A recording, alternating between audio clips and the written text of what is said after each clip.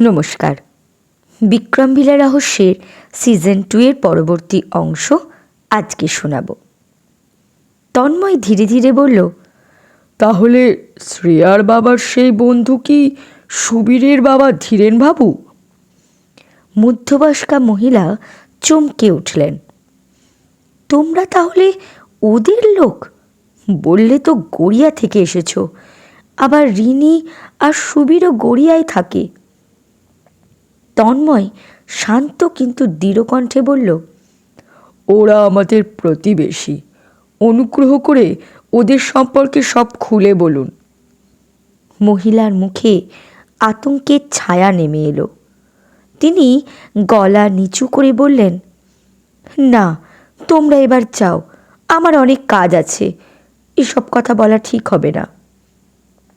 তন্ময় অনুরোধের সুরে বলল, দয়া করে ভয় পাবেন না, আমরা কাউকে কিচ্ছু বলবো না। কিন্তু আমার মনে হচ্ছে আমার স্ত্রীর সঙ্গে ওরা কিছু করেছে, তাই অনুরোধ করছি আপনি যা জানেন সব বলুন। সে একটু থেমে বলল, আপনি বলছিলেন শ্রেয়ার বাবার এক বন্ধুই তাদের পরিবারটাকে শেষ করেছে, কিন্তু কিভাবে? প্লিজ বলুন। মহিলাটি কিছুক্ষণ চুপ করে তাকিয়ে থাকলেন তন্ময়ের দিকে। তারপর গভীর নিঃশ্বাস ফেলে ধীরে ধীরে বলতে শুরু করলেন, শ্রেয়ার বাবা বিশ্বনাথ আর সুবীরের বাবা ধীরেনবাবু খুব ভালো বন্ধু ছিল। ছোটবেলার সাথী, এক পাড়ার মানুষ। বিশ্বনাথ ছিল একা ভাই, অনেক জমি জায়গার মালিক, বড়লোক। আর ধীরেন ছিল গরিব, তবে চতুর। দুজনেই রাখি মালের ব্যবসা শুরু করত আলাদা আলাদা। বিশ্বনাথ ছিল সৎ, ব্যবহার ভালো, শুধু একটাই দোষ, মদের নেশা। তবু তার ব্যবসা ফুলে ফেঁপে উঠেছিল। তার স্ত্রী কণা ছিল খুবই বুদ্ধিমতী আর সুন্দরী। সংসারটা সাজানোই ছিল। কিন্তু ধীরেনের ব্যবসা উল্টো দিকে চলল। তার স্বভাব খারাপ ছিল, খরিদ্দারদের ঠকাতো আর আগাম টাকা নিয়ে মাল দিত না। একসময় ধার দেনায় ডুবে গেল। মহিলা একটু থামলেন, তারপর নিচু গলায় বললেন, ধীরেন ভেতরে ভেতরে হিংসা করতে শুরু করলো বিশ্বনাথকে। বাইরে হাসি মুখে বন্ধুত্ব, কিন্তু ভেতরে ছলচাতুরি। বিশ্বনাথ বুঝতেই পারেনি, বরং সেই ওকে সাহায্য করেছিল। তাও ধীরেনের উন্নতি হলো না। একদিন ধীরেন প্রস্তাব দিল জয়েন্টে ব্যবসা করবে। কণা অনেক অনুরোধ করেছিল স্বামীকে ওদের বিশ্বাস না করতে, কিন্তু সহজ সরল বিশ্বনাথ রাজি হয়ে গেল। তারপর থেকেই বিপর্যয় শুরু। ধীরেন ব্যবসার টাকা লোপাট করতে লাগলো, হিসেব গোপন করলো, লাভ নেই এমন অজুহাত দেখিয়ে বিশ্বনাথকে বিভ্রান্ত করত। কণা বুঝেছিল কিছু একটা গণ্ডগোল চলছে। একদিন সে ধীরেনকে সতর্ক করেছিল। সে বলেছিল, তুমি সীমা ছাড়িয়ে যাচ্ছ। ধীরেন তখন কণার প্রতি কুদৃষ্টি দেখিয়েছিল। একদিন সুযোগ বুঝে কণাকে কুপ্রস্তাব দিয়েছিল। কণা ওকে চড় মেরে তাড়িয়ে দিয়েছিল। আমি নিজে দেখেছিলাম, কারণ আমি তখন ওদের বাড়িতে কাজকর্মে যেতাম। কণা আমাকে দিদির মতো ভালোবাসত। চড় মারার রাতেই ঘটে গেল সেই ভয়ঙ্কর ঘটনা। কণা সাপের কামড়ে মারা গেল। মহিলার চোখে জল টলমল করে উঠল। তিনি কাঁপা গলায় বললেন, বছর 5 আগের কথা। কণা একদিন দোতলায় ঘুমাচ্ছিল। জানি না কিভাবে সাপটা ওর ঘরে ঢুকলো। আমি আজও বিশ্বাস করতে পারি না যে ওটা কোনো দুর্ঘটনা ছিল। ওর বিছানার পাশে একটা কেউটে সাপ পাওয়া গিয়েছিল। তন্ময় বিস্ময়ে চোখ বড় বড় করে তাকিয়ে রইল। মনে পড়ে গেল, গৌতমকেও যখন কয়েকদিন আগে সাপে কামড়েছিল, তখনও তার ঘরেই সাপ পাওয়া গিয়েছিল। মহিলা বলে চললেন, কণার মৃত্যুর পর বিশ্বনাথ ভেঙে পড়েছিল। প্রিয় স্ত্রীর মৃত্যু সহ্য করতে পারেনি, আরও বেশি করে মদ খেতে শুরু করেছিল। সেই সুযোগে ধীরেন তার জমি জমা এমনকি বাড়িটাও নিজের নামে করে নিল। কাগজে নাকি বিশ্বনাথ নিজেই সই করেছিল। কিন্তু আমরা সবাই জানি মদ খাইয়ে ধোঁকা দিয়ে ওর কাছ থেকে সই করে নিয়েছিল ধীরেন। তন্ময় স্তব্ধ হয়ে সব শুনছে। মহিলা বললেন, সুবীরদের বিভিন্ন জায়গায় অনেক সম্পত্তি আছে শুনেছি, কিন্তু কোথা থেকে এত টাকা তারা পাবে? সব কিছুই বিশ্বনাথের টাকায় করেছে। 4 বছর আগে ধীরেনবাবু কলকাতায় বাড়ি কিনে তার স্ত্রী ও গৌতমকে নিয়ে সেখানে চলে গিয়েছিল। মাঝে মাঝে তারা এখানে আসতো। সুবীর এখানে থাকতো, আর প্রবীর নিজের ইচ্ছায় বাবা দাদার অমতে বিয়ে করে স্ত্রীকে নিয়ে কলকাতায় শ্বশুরবাড়িতে থাকতো। পরে পরিবারের লোকেরা তাকে মেনে নিয়েছিল। 2-1 বার সে নিজের স্ত্রীকে সঙ্গে নিয়ে এখানে এসেছিল। মহিলা এবার একটু থেমে বললেন, 9-10 মাস আগে বিশ্বনাথ বলেছিল, আমি থানায় সব জানাবো, সব কিছু প্রকাশ করব। আর সেই রাতেই হঠাৎ হার্ট অ্যাটাক হয়েছিল তার। হাসপাতালে নিয়ে গেলে ডাক্তার বলেছিল সম্ভবত ভয় বা মানসিক আঘাতের কারণে তার হার্ট অ্যাটাক হয়েছে। কিন্তু আমরা সবাই বুঝতে পেরেছি ধীরেন আর তার ছেলে সুবীর যে কোনোভাবে ওকে মেরে ফেলেছে। তন্ময় ফিসফিস করে বলল, পুলিশ ঠিকমতো তদন্ত করেনি? কিছুই না, কোনো প্রমাণ পায়নি। তাছাড়া থানার এক অফিসারের সঙ্গে সুবীরের দারুণ ঘনিষ্ঠতা ছিল। শুনেছি বছরখানেক আগে ধীরেনের স্ট্রোক হয়েছিল, তারপর থেকেই সে প্যারালাইজড, কর্মফল ভোগ করছে। এই বলে মহিলা দীর্ঘশ্বাস ফেললেন। তন্ময় চুপ করে জিজ্ঞাসা করল, শ্রেয়া ওদের সাথে গেল কেন? ও তো বুঝতো ওরা খারাপ। মহিলা এক মুহূর্ত চুপ থেকে বললেন, সেটাই তো আমরা কেউ বুঝতে পারিনি। শ্রেয়ার বাবার মৃত্যুর পর সুবীর ওকে নিয়ে কলকাতায় যেতে চাইল। পাড়ার লোকদের বলেছিল ভালো স্কুলে ভর্তি করবে, ভালোভাবে বড় করবে। কিন্তু শ্রেয়া যেতে চাইছিল না, কান্নাকাটি করতো সারাক্ষণ। তিনি একটু থেমে নিঃশ্বাস ফেললেন। ওর মামারা, আত্মীয় স্বজন আগে কত আসতো, কিন্তু যেই শুনল ওদের আর কিচ্ছু নেই, তখন থেকে কেউ খোঁজই নিত না। অথচ শ্রেয়ার বাবা সবাইকে সাহায্য করত, বিপদে আপদে পাশে দাঁড়াতো। শ্রেয়ার দায়িত্ব কেউ নিতে চায়নি। আমি ভেবেছিলাম ওকে কাছেই রাখবো, শ্রেয়াও থাকতে চাইছিল।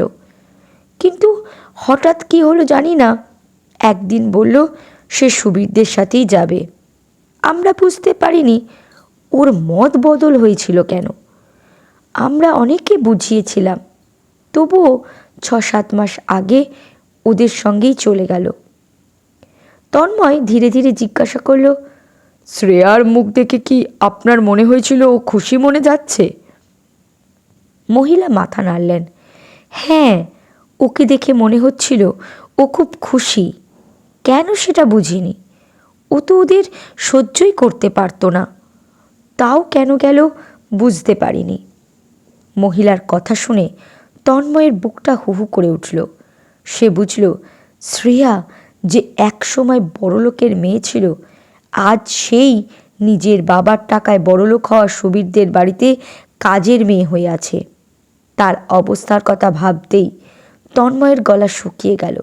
সে নিশ্চিত শ্রেয়া মন থেকে যায়নি, কোনোভাবে তাকে নিয়ে যাওয়া হয়েছে। তন্ময় স্তব্ধ হয়ে গেল। এতক্ষণে যেন সমস্ত টুকরো একত্র হচ্ছে। রিনি, সুবীর, প্রবীর, গৌতম, শ্রেয়া আর সেই রহস্যময় সাপের কামড়। সে ধীরে ধীরে বলল, সুবীরদের 2 ভাই প্রবীর আর গৌতম, শ্রেয়ার মা কণা সাপের কামড়ে মারা গেছে। মহিলা মাথা নাড়লেন। হ্যাঁ, তাই তো শুনেছি।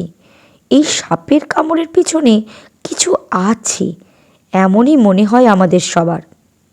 তন্ময়ের চোখে এক মুহূর্তে ধূসর ছায়া নেমে এলো, গলার স্বর ভারী হয়ে উঠল। সাপের কামড়ে এত মৃত্যু? যদি স্নিগ্ধার সাথেও কোনো অঘটন ঘটে থাকে, কেন সবাই সাপের কামড়ে মারা যাচ্ছে? তার বুকের ভেতর হঠাৎ অজানা শঙ্কা দোলা দিল, মাথায় প্রশ্ন জাগল। স্নিগ্ধাকে ওই বাড়িতে তো পাইনি, তবে কি ওকে এই বাড়িতে এনে আটকে রাখা হয়েছে? তন্ময় তীক্ষ্ণ দৃষ্টিতে মহিলার দিকে তাকিয়ে জিজ্ঞাসা করল, সুবীরদের এখানকার বাড়িটায় এখন কে থাকে? আর এই 3 তলা বাড়িতে? মহিলা নীরবে মাথা নেড়ে বললেন, সুবীরদের পুরনো বাড়ি আর নেই, ভেঙে ফেলেছে। সেই জায়গায় এখন শাল গাছ লাগানো হয়েছে। ওরা কেউই আর এখানে থাকে না। মাঝে মাঝে শুধু সুবীর আসে। এই 3 তলা বাড়িটায় 2জন লোক থাকে, বাড়ি আর জমি জমা দেখাশোনার জন্য। তন্ময় মাথা নেড়ে বলল, ধন্যবাদ কাকিমা। তারপর আর এক মুহূর্ত দেরি করল না। বুকের মধ্যে ব্যাকুলতা আর চিন্তার ঝড় নিয়ে সে অয়নকে বাইকের পিছনে বসিয়ে ছুটে গেল 3 তলা বাড়িটার দিকে। তন্ময়ের বুকের ভেতর যেন এক অদ্ভুত ভার জমে উঠল। স্নিগ্ধার কথা মনে পড়তেই রক্ত যেন ছুটে গেল মাথায়। তার মনে হচ্ছে প্রতিটি মুহূর্তের দেরি মানেই বিপদ আরও বেড়ে যাচ্ছে।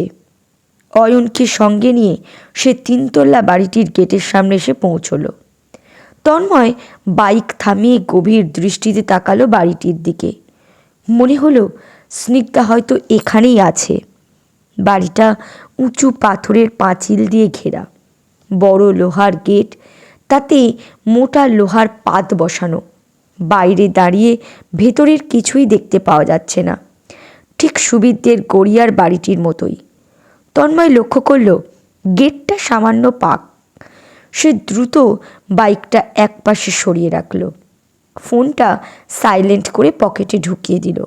ব্যাগটা বাইকে রেখেই অয়নকে নিচু গলায় বলল, আপনি বাইরে থাকুন, কেউ এলেই সাবধান করবেন। অয়ন মাথা নাড়ল। তন্ময় ধীরে ধীরে গেটের ফাঁক দিয়ে গেটের কাছে এগিয়ে গিয়ে আলতো করে গেটটা আরও একটু ফাঁক করল। লোহার ঘর্ষণে একটা মৃদু কিচ শব্দ উঠতেই সে চমকে চারপাশে তাকালো।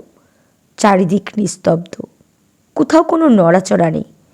অয়ন নিচু গলায় বলল, তন্ময়, সাবধানে, কেউ দেখে ফেললে বিপদ হবে। তন্ময় মাথা নেড়ে নিঃশব্দে ভেতরে ঢুকে পড়ল। গেট থেকে সোজা সিমেন্টের ঢালাই পথ চলে গেছে বাড়ির বারান্দার সিঁড়ি পর্যন্ত। পথের দুধারে গাছপালা, কোথাও শিউলি, কোথাও মানি প্ল্যান্ট, সব মিলিয়ে চারপাশে এক অদ্ভুত শ্বাসরুদ্ধকর নীরবতা। দূরে কোথাও পাখির ডাক উঠল, যেন সেই অস্বাভাবিক নীরবতাকেও ভাঙতে চাইছে। তন্ময় এক পা বাড়াতেই হঠাৎ বাঁদিকে দেখতে পেল একজন লোক গাছের নিচে বসে কিছু করছে। চোখে পড়ল এক হাতে কোদাল, অন্য হাতে জল দেওয়ার ঝাঁঝরি। তন্ময় বুঝল এই হয়তো বাড়িটার কেয়ারটেকার। সে তৎক্ষণাৎ নিজেকে গাছের আড়ালে লুকিয়ে নিল। যতটা সম্ভব নিঃশব্দে এগিয়ে গেল বারান্দার দিকে। বারান্দার লোহার গেটটা আধ খোলা। তন্ময় চারপাশে একবার ভালো করে তাকালো, কোথাও কেউ নেই। তারপর নিঃশব্দে ভেতরে ঢুকে পড়ল। ভেতরে ঢুকতেই চোখে পড়ল একটা বড় ড্রয়িং রুম, সুন্দর করে সাজানো কাঠের আসবাবপত্র, কাঁচের টেবিল, দেওয়ালে ঘড়ি টিকটিক করছে। নিচতলায় আরও কয়েকটা ঘর। তন্ময় একে একে প্রতিটা দরজার কাছে গিয়ে উঁকি দিল। কোথাও স্নিগ্ধার দেখা নেই। সে ধীরে ধীরে সিঁড়ি বেয়ে উঠল দোতলায়। দোতলার প্রতিটা ঘরেই তালা ঝুলছে। প্রতিটা দরজায় কান পেতে শুনল কোথাও কোনো শব্দ আসে কিনা। না, চারিদিক নিস্তব্ধ। তন্ময় নিচু গলায় ডাকল, স্নিগ্ধা, স্নিগ্ধা, তুমি কি আছো? কোনো উত্তর এলো না। তার কণ্ঠের প্রতিধ্বনি মিলিয়ে গেল ফাঁকা দেওয়ালে। সে এবার 3 তলায় উঠল।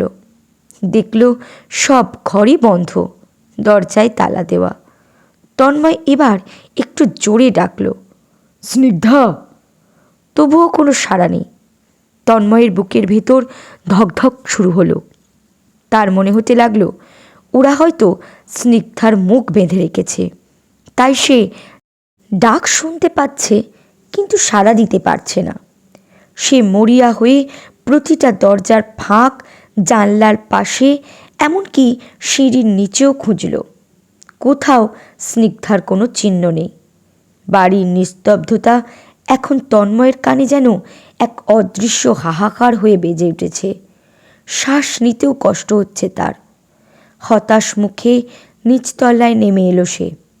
কিন্তু ভেতর থেকে একটা অদ্ভুত অনুভূতি তাকে আঁকড়ে ধরেছে।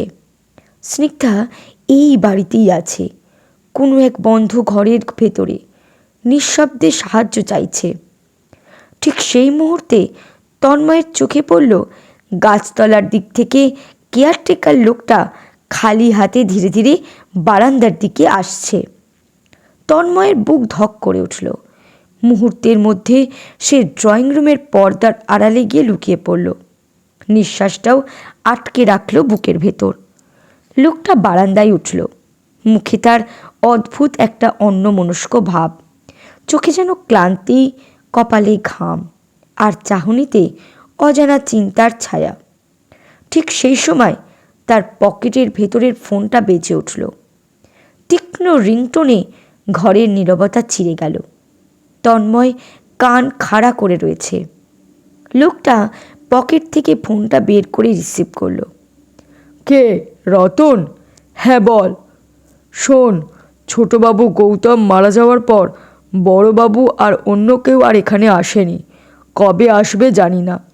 এলে তোর কাজের কথা বলবো। এখন রাখছি, অনেক কাজ পড়ে আছে।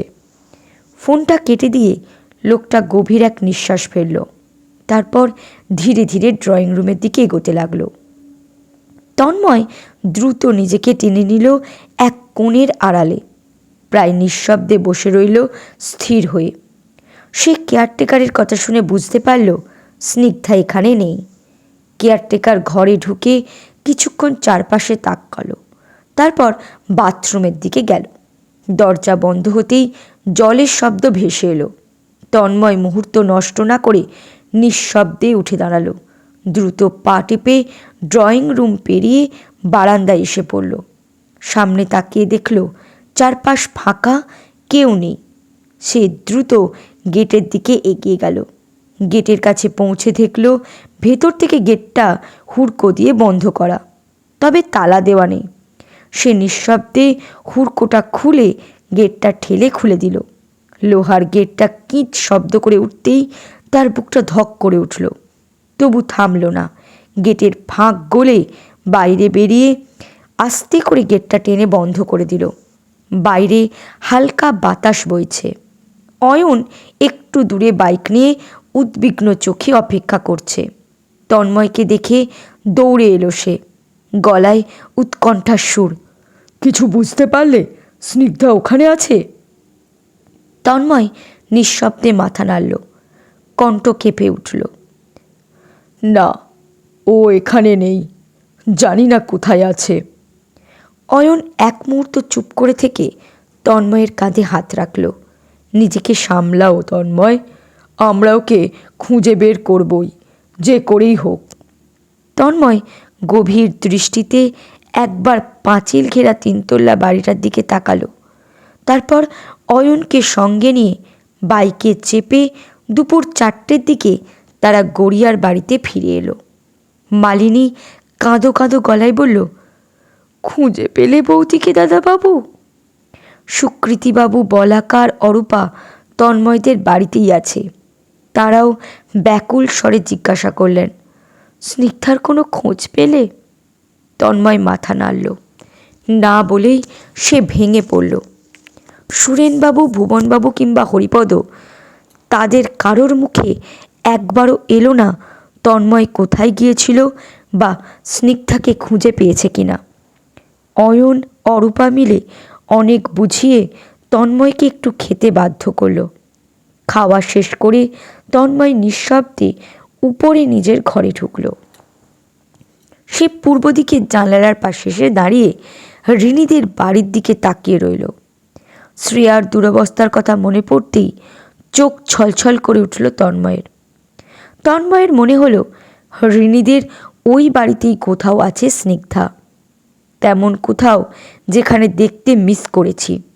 যদি স্নিগ্ধার কোনো জিনিস পাওয়া যায়, যেমন কানের দুল, হাতের চুড়ি, কিছু একটা, তাহলেই প্রমাণ হবে সে ওদিকেই গিয়েছিল।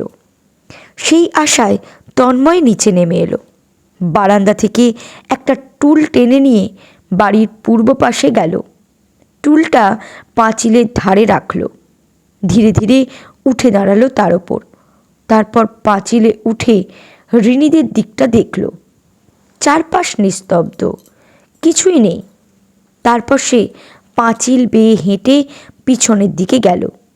এপাশ ওপাশে বারবার তাকালো, কিন্তু কোনো চিহ্ন নেই। হতাশ হলো সে। হঠাৎ তন্ময়ের চোখ গেল তাদের পিছনের একটা বড় গাছের দিকে। ডালের ফাঁকে কিছু একটা আটকে রয়েছে, কালো লম্বাটে যেন পেনের মতো কিছু। সে তাড়াতাড়ি পাঁচিল থেকে লাফ দিয়ে নামলো। টুলটা এনে গাছের ডালটার নিচে রাখলো। তারপর টুলের উপর উঠে হাত উঁচু করে জিনিসটা নামিয়ে রাখলো। একবার দেখে যেন শরীরটা কেঁপে উঠল তার। এ তো ভয়েস রেকর্ডার। সে যে ভয়েস রেকর্ডারের খাপটা আলমারিতে স্নিগ্ধার ব্যাগ থেকে পেয়েছিল, তার গায়ে ঠিক এমনই রেকর্ডারের ছবি আছে। তন্ময়ের মনে এক ঝড় বয়ে গেল। ভাবতে লাগলো, এই ভয়েস রেকর্ডারটা গাছের ডালের ফাঁকে কেন আটকানো? স্নিগ্ধা কি এতে কিছু রেকর্ড করেছিল? বিপদের মুখে পড়ে আতঙ্কে ছুঁড়ে ফেলেছিল এটা? এতে কি রেকর্ড আছে সেটা এক্ষুনি জানতে হবে। হাত কাঁপতে কাঁপতে সে রেকর্ডারটা প্যান্টের পকেটে ভরল। তারপর টুলটা নিয়ে বাড়ির পিছন দিক থেকে চলে এলো। টুলটা বারান্দায় রাখলো। তারপর চুপচাপ দোতলায় উঠে নিজেদের ঘরে ঢুকে গেল। তন্ময় ঘরের দরজাটা বন্ধ করতে যাচ্ছে, এমন সময় অয়ন নিঃশব্দে এসে দরজার কাছে দাঁড়ালো। তন্ময় ওকে ভেতরে আসতে ইশারা করল। অয়ন ঘরে ঢুকতেই তন্ময় দরজাটা ভালো করে বন্ধ করে দিল। তারপর ঘরের আলো জ্বেলে জানালা বন্ধ করে পর্দা টেনে দিল, যাতে বাইরে থেকে কেউ কিছু দেখতে না পারে। অয়নের মুখে উদ্বেগ। কি হয়েছে, কিছু পেয়েছো নাকি? তন্ময় নিচু গলায় বলল, হ্যাঁ, একটা জিনিস পেয়েছি, এইটা দেখুন। সে পকেট থেকে ভয়েস রেকর্ডারটা বের করলো।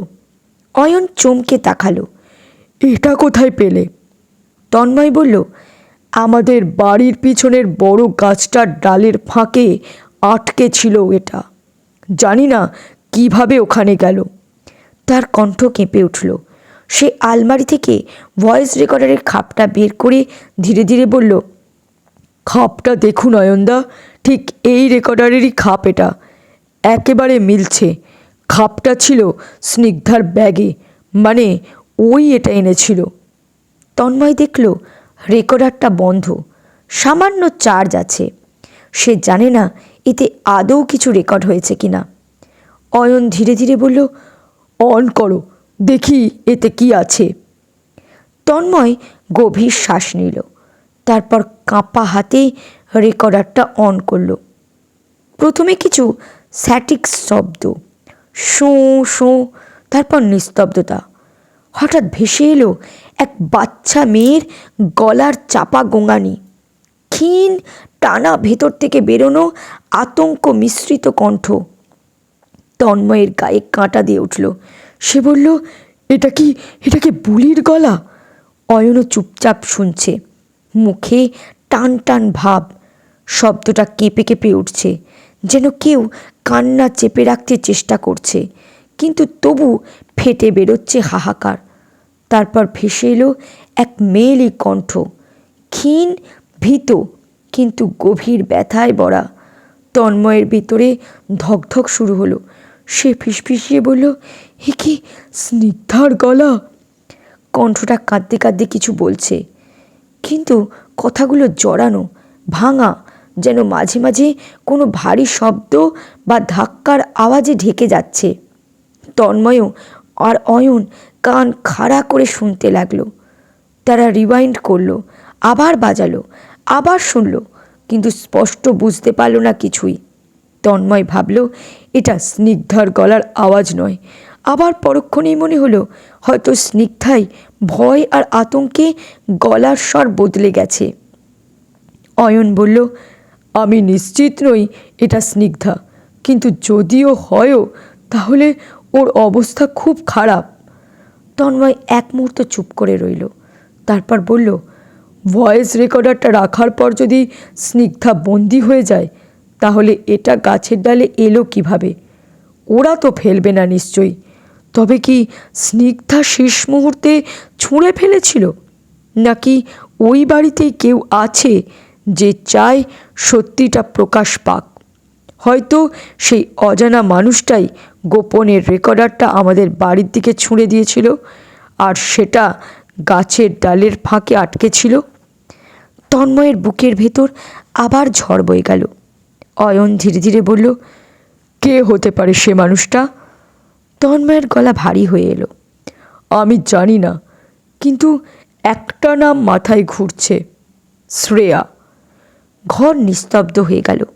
দুজনেই স্থির চোখে রেকর্ডারটার দিকে তাকিয়ে রইল। একটু পর শব্দটা মিলিয়ে গেল শোঁ শোঁ শব্দে, তারপর একদম চুপ, আর কোনো আওয়াজ নেই। তন্ময় নিঃশব্দে রেকর্ডারটা খাপে ভরে আলমারিতে রাখল। তারপর অয়নের দিকে তাকিয়ে নিচু গলায় বলল, ভয়েস রেকর্ডারের ব্যাপারটা আপাতত কাউকে বলবেন না।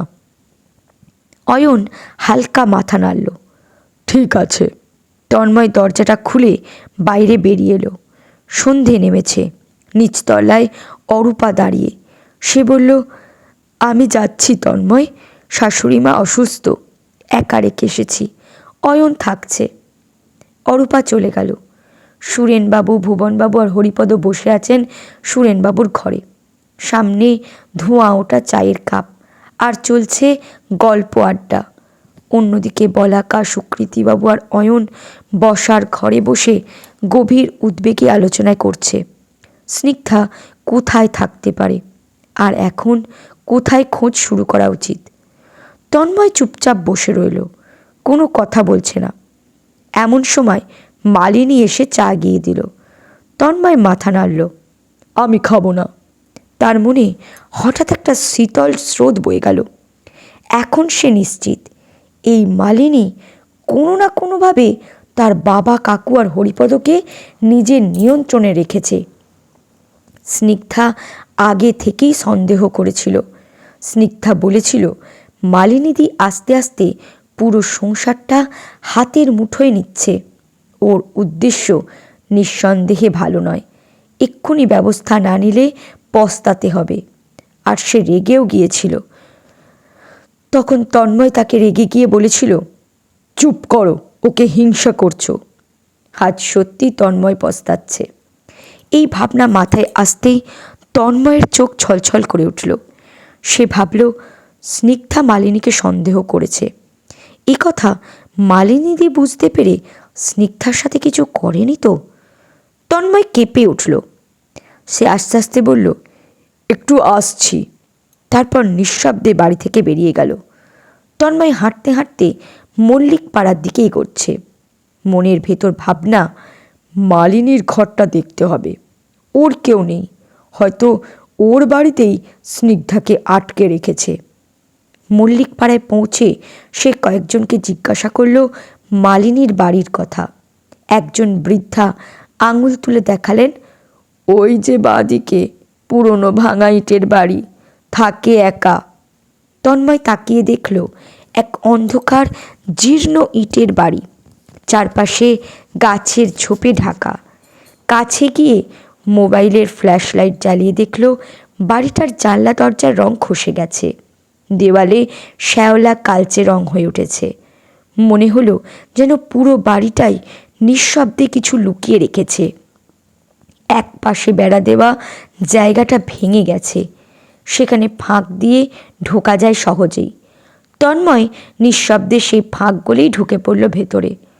ঘরটা ফাঁকা, ভেতরে পুরনো কাঠের গন্ধ, ধুলো আর ছত্রাকের গন্ধ মিশে আছে। দেওয়ালের রং উঠে গেছে, কোণে একটা টেবিল, তার উপর মোমের গলানো অবশেষ। তেমন কিছু অস্বাভাবিক চোখে পড়ল না, কিন্তু একটু সামনে এগোতেই দেখল আরেকটা ঘর, তার দরজায় শক্ত তালা। তন্ময়ের বুক ধকধক করছে। মনে হলো এই ঘরেই আছে স্নিগ্ধা। চারপাশ চোখ বুলিয়ে এক কোণে একটা নোড়া দেখতে পেল সে। ভয় লাগলেও সেটাই তুলে নিল হাতে। মন বলছে যদি কেউ শব্দ শুনে ফেলে, যদি চোর ভেবে ধরে ফেলে। তবু ফিরে আসার উপায় নেই। সে চারদিক দেখে নিয়ে আস্তে করে তালার ওপর আঘাত করল। দুটো আঘাতেই তালা ভেঙে গেল। দরজা কট করে খুলতেই একটা ঠান্ডা বাতাস মুখে লাগলো। বাতাসে একটা অদ্ভুত গন্ধ, যেন পচা ফুল আর ধোঁয়ার মিশ্রণ। তন্ময়ের মোবাইলের আলো ফেলতেই থমকে গেল। ঘরে কেউ নেই, কিন্তু দেওয়ালের এক কোণে ঝুলছে কালো কাপড়ে মোড়া কয়েকটা পুঁটলি। একটার মুখ খুলে দেখল শুকনো কাকের পালক, কালি মরিচ আর ছোট ছোট হাড়ের টুকরো। দেওয়ালের ওপরে লাল সুতোয় টানায় আঁকা ত্রিভুজ আর বৃত্ত, ঠিক তন্ত্র চিহ্নের মতোই। মেঝেতে একটা তামার পাত্রে শুকনো ফুল, কাটা লেবু আর রক্তমাখা সুতো। পাশেই একটা পুরনো আয়না, যার উপরে কালি ছিটানো, আর ঠিক মাঝখানে এক আঙুলের ছাপ, যেন কেউ লিখতে গিয়েছিল কিন্তু থেমে গেছে মাঝপথে। তন্ময়ের গা শিরশির করে উঠল। সে এক মুহূর্তেই বুঝে গেল মালিনী তন্ত্র সাধনা করে। এই ঘরটাই তার অশুভ শক্তির কেন্দ্র। সম্ভবত সেই কারণেই মালিনীদি সবসময় কালো পোশাক পরে থাকে, যেন অন্ধকারকেই নিজের আশ্রয় বানিয়েছে। ভয়, অবিশ্বাস আর আতঙ্ক মিশে দেহটা কাঁপছে তন্ময়ের। সে চারপাশে তাকিয়ে দেখতে লাগলো স্নিগ্ধা কোথাও আছে কিনা, কোনো চিহ্ন, কোনো ইঙ্গিত পাওয়া যায় কিনা। মেঝের দিকে আলো ফেলে দেখল কোথাও মাটি খোঁড়া আছে কিনা, কিন্তু না, কিছুই নেই। তন্ময় কোনো মতে পা টেনে বাইরে বেরিয়ে এলো। গলা শুকিয়ে এসেছে, বুকের ভেতর ঢিপ ঢিপ করছে। ফিরে আস্তে আস্তে হঠাৎ মনে পড়ল স্নিগ্ধা একদিন তাকে বলেছিল, আমি মালিনীদিকে গভীর রাতে ছাদে দেখেছি, নির্ঘাত গোপন কিছু করছিল। তখন তন্ময় গলা চড়িয়ে বলেছিল, শুধু শুধু কাউকে দোষারোপ করো না। কিন্তু এখন সেই কথার ওজন যেন বুকের ভেতর পাথরের মতো চেপে বসেছে। অনুশোচনায় তন্ময়ের বুক ভারী হয়ে উঠল। সে ভেবে দেখল মালিনী নিশ্চয়ই এমনি এমনি যায়নি ছাদে, নির্ঘাত কোনো গোপন তন্ত্র বা মন্ত্র করছিল সে। আশ্চর্য, মালিনীদি আসার পর থেকেই স্নিগ্ধার কাছে সেই আত্মাটা আর কখনো আসেনি। তন্ময়ের মেরুদণ্ড বেয়ে ঠান্ডা স্রোত নেমে এলো। তবে কি মালিনীদি সত্যিই এমন কিছু করেছে যাতে সেই আত্মাটা আর স্নিগ্ধার সামনে আসতে না পারে? আর যদি তাই হয় তাহলে কেন? এই প্রশ্নটা হঠাৎ যেন বুকের ভেতর বজ্রপাতের মতো আঘাত করল। মাথায় এক ঝলক চিন্তা জেগে উঠল। মালিনীদি একজন তন্ত্র সাধিকা, তাহলে সে কেন আমাদের বাড়িতে এলো? সত্যিই কি কাজের দরকার ছিল, নাকি কেউ ইচ্ছে করেই তাকে পাঠিয়েছিল আমাদের বাড়িতে? তন্ময়ের মনে পড়ল সুবীরদের কথা। তাদের সঙ্গে মালিনীদির কোনো গোপন যোগ আছে কি? তাহলে কি সে তাদেরই পাঠানো মানুষ? যে এখন এই বাড়ির ভেতর থেকে ধীরে ধীরে সবাইকে নিজের নিয়ন্ত্রণে নিচ্ছে? আজকে শুনলেন বিক্রমবিলা রহস্যের সিজন 2 এর 55 থেকে 57 পর্ব। পরবর্তী পর্ব খুব শীঘ্রই চলে আসবে। ধন্যবাদ।